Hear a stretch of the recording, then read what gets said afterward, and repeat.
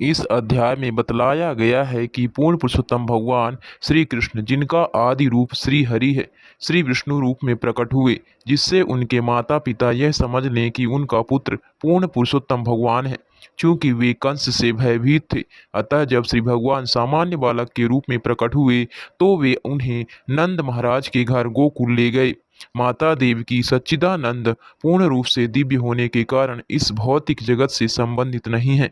इस प्रकार पूर्ण पुरुषोत्तम भगवान चार हाथों से युक्त प्रकट हुए, मानो उनके गर्भ से उत्पन्न हुए हों। श्री भगवान को इस विष्णु रूप में देखकर वसुदेव विस्मित रह गए और उन्होंने देवकी समेत दिव्य हर्ष में आकर मन ही मन ब्राह्मणों को 10,000 गायें दान में दी। फिर वसुदेव ने श्री भगवान की स्तुति परम पुरुष परम ब्रह्मा परमात्मा के संबोधनों से की, जो द्वैत से परे है और भीतर तथा बाहर से सर्वव्यापक हैं। समस्त कारणों के कारण श्री भगवान भौतिक अस्तित्व से परे हैं, यद्यपि वे ही इस भौतिक जगत के सृष्टा हैं। जब वे इस जगत में परमात्मा रूप में प्रविष्ट होते हैं तो वे सर्वव्यापक होते हैं, फिर भी वे दिव्य बने रहते हैं। इस भौतिक जगत के सृजन, पालन तथा संहार के लिए वे गुणावतारों यथा ब्रह्मा विष्णु तथा महेश्वर के रूप में प्रकट होते हैं। इस तरह वसुदेव ने पूर्ण पुरुषोत्तम भगवान की अर्थपूर्ण प्रार्थना की। इसके बाद देवकी ने भी श्री भगवान की दिव्य प्रकृति का वर्णन करते हुए प्रार्थना की। कंस के डर से तथा इस अभिलाषा से कि नास्तिक तथा अभक्त जन श्री भगवान को समझ ना पाए, देवकी ने श्री भगवान से प्रार्थना की कि वे इस चतुर्भुज रूप को त्याग कर 2 हाथ वाले सामान्य बालक के रूप में प्रकट हों। श्री भगवान ने वसुदेव तथा देवकी को उन 2 अन्य अवतारों का स्मरण कराया जो पहले ही उनके पुत्र रूप में प्रकट हो चुके थे।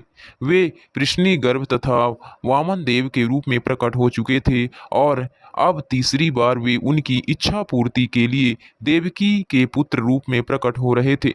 तब श्री भगवान ने कंस के कारागार में बंदी वसुदेव तथा देवकी के आवास को छोड़ने का निश्चय किया और ठीक उसी समय योगमाया ने यशोदा की पुत्री के रूप में जन्म लिया।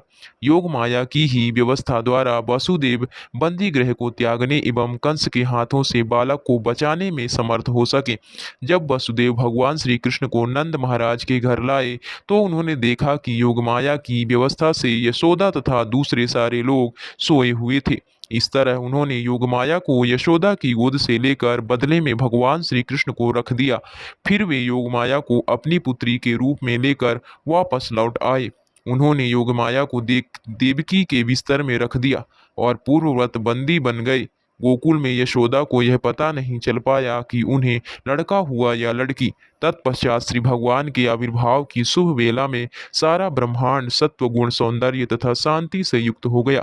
रोहिणी नक्षत्र तथा अश्विनी जैसे तारे निकल आए।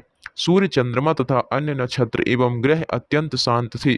सारी दिशाएं अत्यंत सुहावनी लगने लगीं और मन भावन नक्षत्र निरभ्र आकाश में टिमटिमाने लगे। नगरों ग्रामों खानों तथा चरागाहों से अलंकृत पृथ्वी सर्वमंगलमय प्रतीत होने लगी। नदियां निर्मल जल से युक्त होकर प्रवाहित होने लगीं और सरोवर तथा विशाल जलाशय कमलों तथा मुकुंदिनियों से पूर्ण होकर अत्यधिक सुंदर लगने लगे। फूलों पत्तियों से पूर्ण एवं देखने में सुहावने लगने वाले वृक्षों और हरे पौधों में कोयलों जैसे पक्षी तथा भौरों के झुंड देवताओं के लिए मधुर ध्वनि में गुंजार करने लगे। निर्मल मंद वायु बहने लगी, जिसका स्पर्श सुखद था और जो फूलों की गंध से युक्त थी।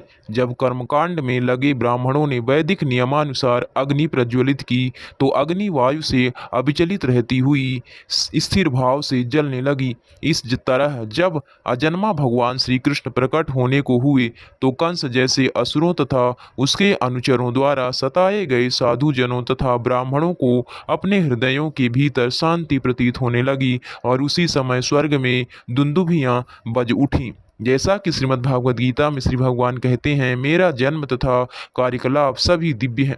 जो मुझे यथार्थ रूप में समझ लेता है वह तुरंत वैकुंठ जाने के योग्य बन जाता है। श्री भगवान का जन्म सामान्य व्यक्ति जैसा नहीं होता, जिसे अपने पूर्व कर्म के अनुसार भौतिक शरीर धारण करने के लिए बाध्य होना पड़ता है। श्री भगवान के प्राकट्य की व्याख्या पिछले अध्याय में हो चुकी है। वे स्वेच्छा से प्रकट होते हैं। जब श्री भगवान के प्राकट्य का समय आ गया तो सारे नक्षत्र शुभ हो गए। रोहिणी नक्षत्र का ज्योतिष फल भी प्रधान था, क्योंकि यह नक्षत्र अत्यंत शुभ माना जाता है। रोहिणी नक्षत्र प्रत्यक्ष ब्रह्मा के अधीन है और ब्रह्मा श्री विष्णु से उत्पन्न है। रोहिणी अजन्मा श्री विष्णु के जन्म के समय प्रकट होता है। ज्योतिष के अनुसार नक्षत्रों की स्थिति के अतिरिक्त विभिन्न ग्रहों की विभिन्न स्थितियों के कारण शुभ तथा अशुभ क्षण होते हैं। श्री कृष्ण जन्म के समय सारे ग्रह मंडलों का अपने आप ऐसा तालमेल बैठा कि सब कुछ शुभ बन गया। उस समय पूर्व पश्चिम उत्तर तथा दक्षिण सभी दिशाओं में शांति तथा संपन्नता का वातावरण था। आकाश में शुभ नक्षत्र दिख रहे थे और पृथ्वी पर सारे नगरों, सारे ग्रामों या चारागाहों में तथा हर प्राणी के मन के भीतर सौभाग्य के लक्षण प्रकट हो रहे थे। नदियां जल से पूर्ण होकर बह रही थी और सरोवर सुंदर कमलों से सुशोभित थे। जंगल सुंदर पक्षियों तथा मोरों से पूर्ण थे। जंगल के सारे पक्षी मधुर ध्वनि से गाने लगे और मोर मोरनियों के साथ नाचने लगे। सुखद मंद वायु विभिन्न फूलों की गंध लेकर प्रवाहित होने लगी, जिसका स्पर्श अत्यंत सुखद था। अग्नि यज्ञ करने वाले ब्राह्मणों को यज्ञ करने के लिए अपने घर अत्यंत सुखद प्रतीत होने लगे। आसुरी राजाओं के उत्पातों के कारण ब्राह्मणों के घरों की याज्ञाग्नि प्राय बुझ चुकी थी, किंतु वही अब पुनः शांतिपूर्वक जलने लगी। यज्ञों पर पाबंदी लगाए जाने से ब्राह्मण मन बुद्धि तथा कर्म से अत्यंत संतप्त थे, किंतु भगवान श्री कृष्ण के आविर्भाव के समय उनके मन स्वतः प्रसन्नता से भर उठे, क्योंकि आकाश में पूर्ण पुरुषोत्तम भगवान के प्राकट्य को घोषित करने वाली दिव्य ध्वनि जोर से सुनाई पड़ने लगी थी। भगवान श्री कृष्ण के जन्म के अवसर पर समस्त ब्रह्मांड में ऋतु परिवर्तन हो गया। यद्यपि भगवान श्री कृष्ण भादों सितंबर मास में उत्पन्न हुए थे, किंतु ऐसा लग रहा था मानो वसंत हो। वायुमंडल शीतल था, यद्यपि ठंडा नहीं था, और नदियां तथा जलाशय ऐसे लग रहे थे मानो शरद ऋतु हो। कमल तथा मुकुंदियां दिन में खिलती हैं, किंतु जब भगवान श्री कृष्ण प्रकट हुए तो आधी रात में भी वे खिली थी और सुगंधित वायु बह रही थी। कंस के उत्पातों के कारण सारे वैदिक कर्मकांड बंद हो चुके थे। ब्राह्मण तथा साधुगण शांत चित्त होकर वैदिक अनुष्ठान नहीं कर पा रहे थे, किंतु अब वे ही ब्राह्मण बिना उत्पात के दैनिक अनुष्ठान करके अत्यंत प्रसन्न थे। असुरों का कार्य है सुरों, भक्तों तथा ब्राह्मणों को सताना, किंतु भगवान श्री कृष्ण के आविर्भाव के समय ये भक्त तथा ब्राह्मण व्यवधान रहित थे। किन्नर तथा गंधर्व शुभ गीत गाने लगे। सिद्धों तथा चारणों ने शुभ प्रार्थनाएं की तथा अप्सराओं के साथ विद्याधरियां प्रसन्नता से नाचने लगी। देवताओं तथा महान साधु पुरुषों ने प्रसन्न होकर फूलों की वर्षा की और आकाश में बादल उमड़ आए तथा मंद स्वर से गर्जन करने लगे, मानो समुद्र की लहरों की ध्वनि हो। तब हर हृदय में स्थित पूर्ण पुरुषोत्तम भगवान श्री विष्णु रात्रि के गहन अंधकार में देवकी के हृदय से उसी तरह प्रकट हुए जिस तरह पूर्वी क्षितिज में पूर्ण चंद्रमा उदय हुआ हो, क्योंकि देवकी भगवान श्री कृष्ण की ही कोटि की थी। तब वसुदेव ने उस नवजात शिशु को देखा, जिनकी अद्भुत आंखें कमल जैसी थीं और जो अपने चारों हाथों में शंख, चक्र, गदा तथा पद्म चार आयुध धारण किए थे। उनके वक्ष स्थल पर श्रीवत्स का चिन्ह था और उनके गले में चमकीला कौस्तुभ मणि था। वे पीताम्बर धारण किए थे। उनका शरीर श्याम घने बादल की तरह, उनके बिखरे बाल बड़े बड़े तथा उनका मुकुट और कुंडल असाधारण तौर पर चमकते वैदूर्य मणि के थे। वे करधनी, बाजूबंद, कंगन तथा अन्य आभूषणों से अलंकृत होने के कारण अत्यंत अद्भुत लग रहे थे। शब्द के समर्थन में नवजात शिशु के अलंकरण तथा ऐश्वर्य का वर्णन हुआ है। श्री भगवान का सुंदर स्वरूप श्याम रंग के घने बादलों जैसा है। चतुर्भुज शब्द से स्पष्ट है कि भगवान श्री कृष्ण पहले चार हाथों सहित भगवान श्री विष्णु के रूप में प्रकट हुए। मानव समाज में कोई भी सामान्य शिशु आज तक चार हाथों वाला उत्पन्न नहीं हुआ, और क्या पूरी तरह बड़े बालों से युक्त कभी कोई शिशु उत्पन्न हुआ है? इसीलिए श्री भगवान का अवतरण सामान्य शिशु के जन्म से सर्वथा भिन्न है। वैदूर्य मणि कभी नीला, कभी पीला तो कभी लाल दिखता है और वैकुंठ लोक में उपलब्ध है। श्री भगवान का मुकुट तथा कुंडल इसी विशेष मणि से अलंकृत थे।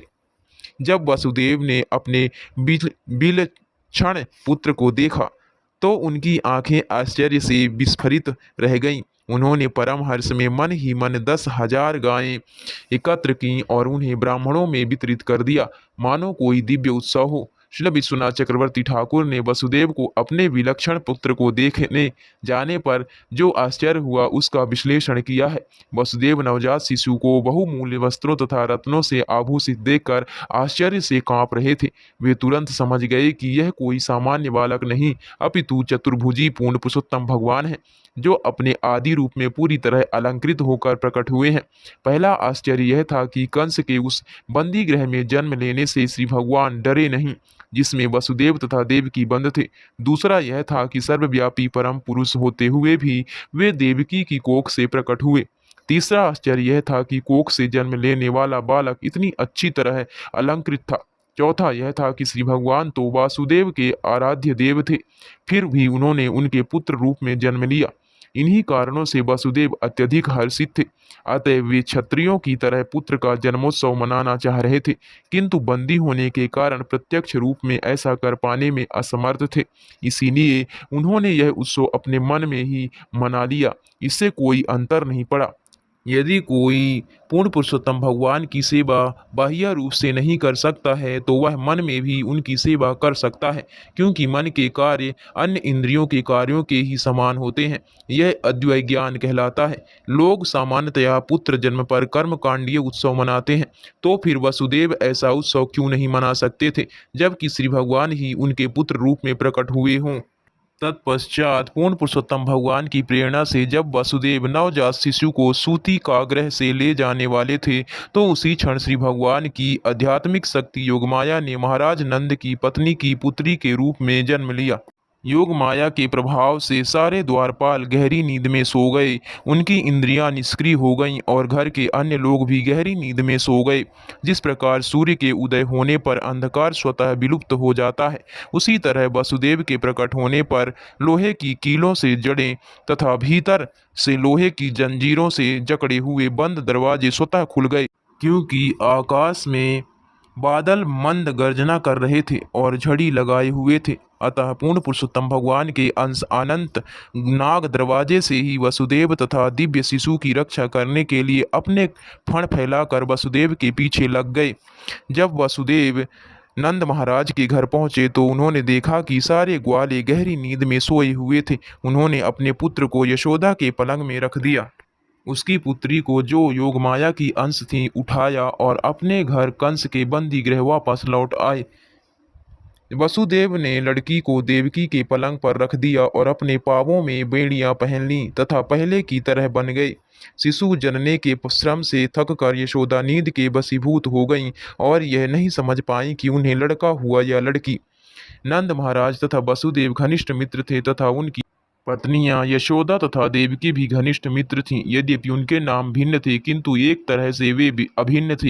अंतर था तो इतना ही कि देवकी जानती थीं कि श्री भगवान उनसे जन्मे हैं और अब भगवान श्री कृष्ण बन गए हैं, किंतु यशोदा को यह भी पता नहीं था कि उन्हें लड़का हुआ या लड़की। यशोदा इतनी उन्नत भक्त थीं कि उन्होंने भगवान श्री कृष्ण को कभी पूर्ण पुरुषोत्तम भगवान करके माना ही नहीं। वे तो उन्हें अपने पुत्र की तरह प्यार करती रहीं। भक्ति की ऐसी चरमावस्था में भक्त भगवान श्री कृष्ण के पद को भूल जाता है और श्री भगवान के पद को समझे बिना उनसे प्रगाढ़ प्रेम करता है। यह केवल भक्ति कहलाती है और ज्ञान तथा ज्ञानमयी भक्ति अवस्थाओं से भिन्न होती है। हरे कृष्ण।